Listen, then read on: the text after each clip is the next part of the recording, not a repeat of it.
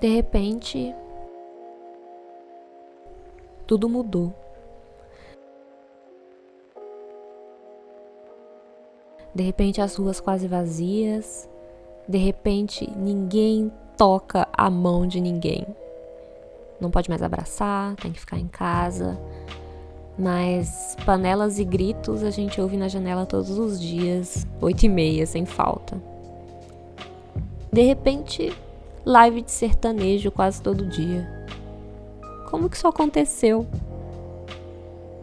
Se esse meu registro chegar ao futuro, que é o tipo de pretensão que no final das contas move toda pessoa que faz algum tipo de registro, eu quero contar que isso aconteceu por causa de uma coisa pequena, da importância de um vírus.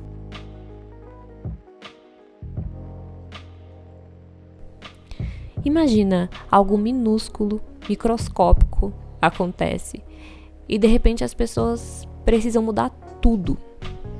Mudar, no caso, foi encontrar novas formas de existir, ficando isolados o máximo possível. Esses estão sendo tempos de muita gente sincronizada no mesmo isolamento. É inevitável, isso vai acabar deixando alguma cicatriz em tudo que a gente fizer agora. Eu tenho 2 coisas para falar de quarentena. Eu já vou falar logo, que é para não precisar falar mais nisso. Eu juro que eu não falo mais de quarentena nesse podcast. A primeira é que essa situação que boa parte das pessoas está vivendo agora, não todas, não quantas seria o ideal, mas essa situação de quarentena é bem parecida com o que é a minha rotina. Eu trabalho como escritora, então significa que eu trabalho em casa já há vários anos e meu trabalho é solitário, por definição. E agora toda essa gente tá vivendo como eu vivia, isolada, entre 4 paredes, surtando sozinha. O mundo desmoronando ao meu redor e eu pensando, talvez agora as pessoas entendam melhor o que eu falo. Pra você ver como conexão é um troço fundamental.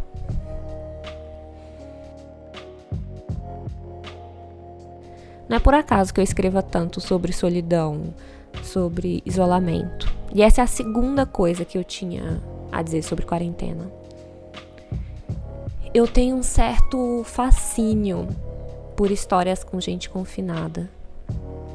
Eu gosto de histórias em que os personagens são colocados em situações onde eles não têm como fugir. Não vai ter um dragão para destruir tudo, ou um vilão para dizimar a humanidade. Não tem algo que o herói precise buscar, ou consertar, ou descobrir, ou salvar fora dele. Não tem nada disso. Não tem como fugir disso aí que tá dentro da sua cabeça. Não tem desculpa. Você vai ter que encarar os próprios problemas. Vai ter que encarar seus medos. Vai ter que enfrentar suas memórias. Você está confinado.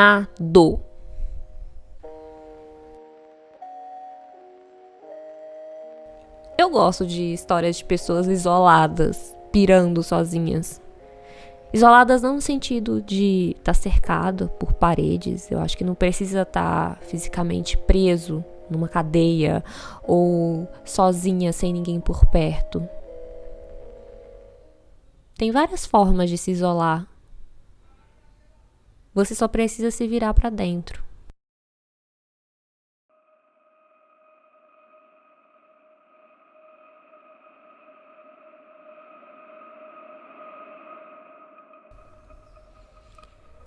Ela já estava para lá de Saturno quando as câmeras de repente apontaram para trás, de volta para casa.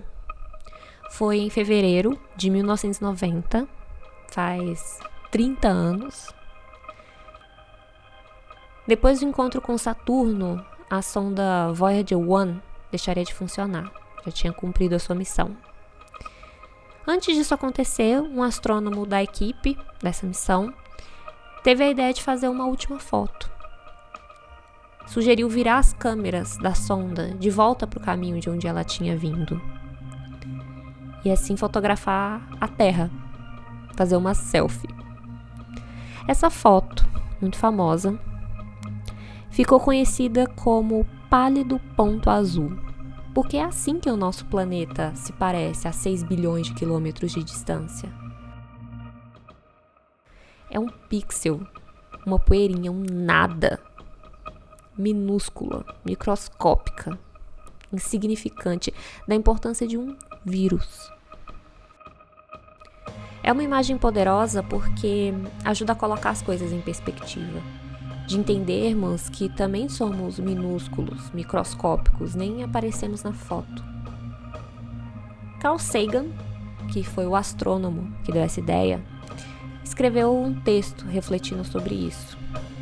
E está no livro que também se chama Pálido Ponto Azul.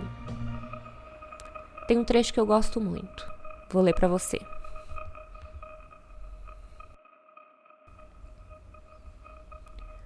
Olhe de novo para o pálido ponto azul. É aqui, é nossa casa, somos nós. Nesse ponto, tudo que você ama, todos que você conhece, todos de quem você já ouviu falar, cada ser humano que já existiu viveram suas vidas. Cada ato humano de heroísmo ou traição, a soma total de alegria e sofrimento, milhares de religiões, ideologias e doutrinas econômicas, cada caçador e coletor, cada criador e destruidor da civilização, cada rei e camponês, mãe e pai, criança esperançosa, explorador e inventor, professor de ética e político corrupto, cada santo e pecador na história da nossa espécie viveu ali, um grão de poeira suspenso em um raio de sol. A Terra é um palco muito pequeno em uma vasta arena cósmica. O que são a glória e o triunfo dos grandes conquistadores e construtores de impérios? Eles foram os mestres momentâneos de uma fração de um ponto azul. Nossas posturas, nossa suposta autoimportância, a ilusão que temos alguma posição privilegiada no universo, são desafiadas por esse ponto de luz pálida. Nosso planeta é uma pontinha na grande escuridão cósmica. Na nossa obscuridade, em toda essa vastidão, não há pistas de que a ajuda virá de fora para nos salvar de nós mesmos. Fazer isso cabe a nós. Essa não é a versão final do texto, essa é a segunda versão do manuscrito. A versão final ficou diferente. Algumas palavras foram cortadas, outras acrescentadas, outros trechos foram reescritos. Por exemplo, em vez de o que são a glória e o triunfo dos grandes conquistadores e construtores de impérios, na versão final ficou: pense nos rios de sangue derramados por todos aqueles generais e imperadores para que, na sua glória e triunfo, pudessem ser senhores momentâneos de uma fração de um ponto. Ou ainda, em vez de professor de ética e político corrupto, reescreveu para cada professor de ética e cada político corrupto e ainda acrescentou cada celebridade, cada líder supremo. Eu gosto de imaginar Carl Sagan escrevendo e reescrevendo, pensando nas palavras que melhor se encaixam. Com a ajuda de um editor ou de uma editora, imagino. Mas ainda assim pensando no peso de cada palavra, tentando entender a melhor forma de transmitir uma ideia. Eu gosto muito de imaginar o Carl Sagan reescrevendo porque acho que isso me aproxima dele.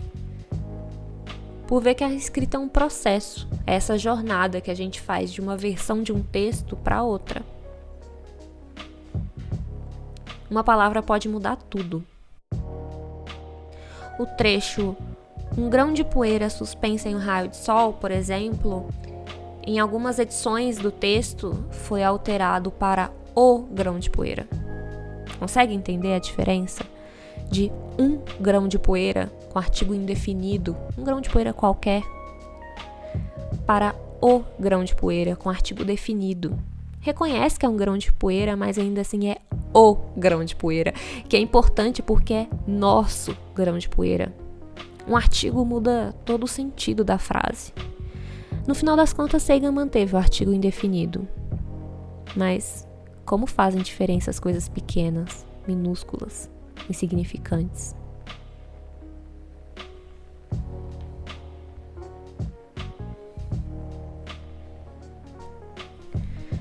Eu chorei com Contato, não o filme com a Jodie Foster, mas com o livro do Carl Sagan. Um livro cheio de matemática e de explicações científicas complicadíssimas. Me emocionou profundamente. Como é que pode? É a história de Ellie, uma cientista que detecta um sinal enviado por extraterrestres. A narrativa mostra as tentativas de decifrar a mensagem e as várias discussões que isso gera ao redor do mundo. A mensagem decifrada ajuda os cientistas a encontrarem uma outra civilização, uma outra forma de vida inteligente. O arrebatador nesse livro, e o que me fez chorar, é que a Ellie precisa fazer toda essa jornada intergaláctica para, no final das contas, descobrir que a resposta já estava perto dela o tempo inteiro. Haviam agido bem ao lhe negarem a verdade. Não era suficientemente avançada para receber aquele sinal, muito menos para decifrá-lo. Toda a sua carreira tentara fazer contato com os mais remotos e exóticos dos estranhos, enquanto em sua própria vida não fizera contato com praticamente ninguém. Mostrara-se feroz em desmascarar os mitos da criação de outras pessoas, esquecida da mentira que constituía a essência do seu próprio mito. Durante toda a sua vida estudara o universo, mas desprezara a sua mais clara mensagem. Para criaturas pequenas como nós, a vastidão só é suportável através do amor.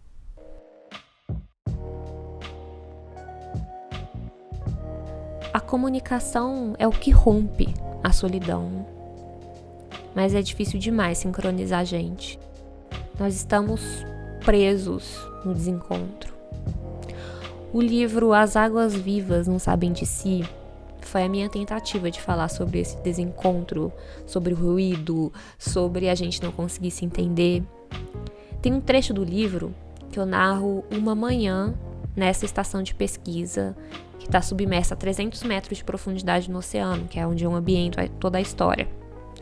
Os mergulhadores e os cientistas estão super isolados da superfície, mas também estão isolados uns dos outros. Isso acontece em vários momentos da história, se repete várias vezes, de várias formas, mas o que eu gosto nessa cena é como cada um tá falando de uma coisa e formando uma conversa meio esquizofrênica até. Martin, que é o cientista-chefe, ele tá gravando em áudio um relatório do último dia da missão. Susana, a engenheira, tá fazendo uma lista de suprimentos para mandar para a superfície. A Raya, um dos mergulhadores, e o Maurício, que é o outro pesquisador, estão conversando sobre uma raia que viram passar pela janela.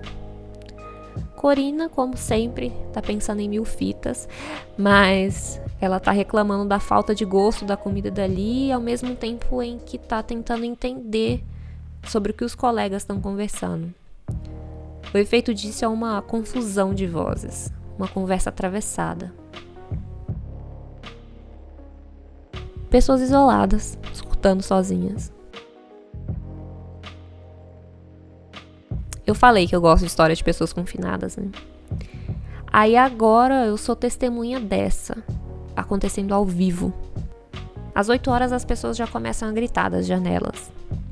Já rolam conversas, discussões. Um grita, fora Bolsonaro! Outro grita, vai pra Cuba! Um grita, gado! E outros já colaboram com mugidos. Tem um diálogo acontecendo. Um diálogo de vozes atravessadas, de barulho. A gente tá em isolamento, mas as conversas continuam preenchendo esses lugares que a gente não consegue mais alcançar. Comunicação é movimento. Carl Sagan sabia disso.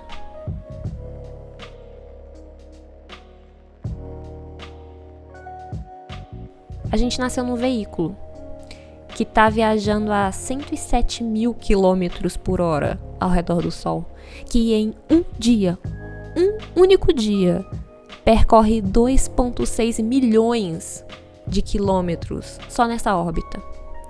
Dentro de um sistema solar que também se move, que viaja a 828 mil quilômetros por hora na estrada da Via Láctea. Então, quando você se sentir estagnada, imobilizada, tenta se lembrar disso. Você está se movendo rápido para um caralho.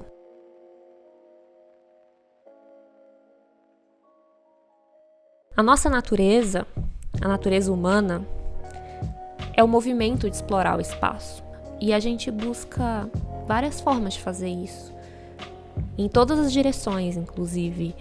Para cima, né, para o espaço, para as estrelas, para baixo, para as profundezas, para os tesouros que a gente esconde, para fora, né, para o mundo exterior, para as ruas, para outros cenários, para dentro, para o nosso universo interior, para a nossa mente, para trás, para as histórias que já aconteceram e para frente, para as histórias que ainda não foram contadas, para o futuro. Pensa aí, de que forma você busca o espaço?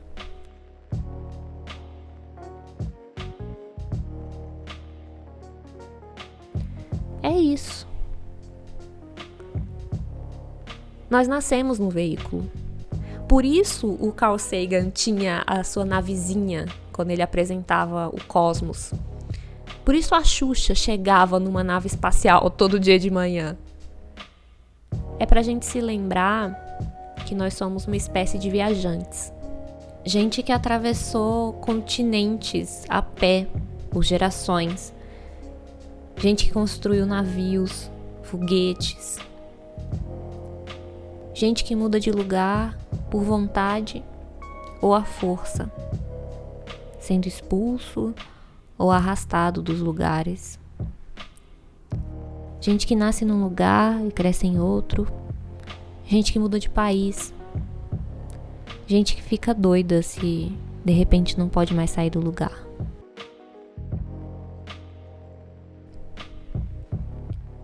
Jornadas. Isso até me lembra uma história, mas eu acho que isso vai ter que ficar para um próximo episódio. Eu sou a Aline Valek e você ouviu meu podcast, Bobagens Imperdíveis.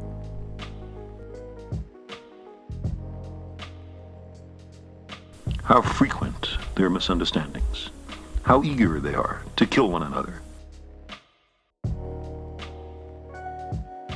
Our planet is a lonely speck in the great enveloping cosmic dark.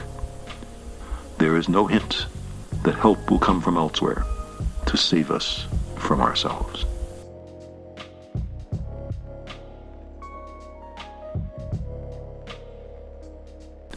Like it or not, for the moment, the earth is where we make our stand.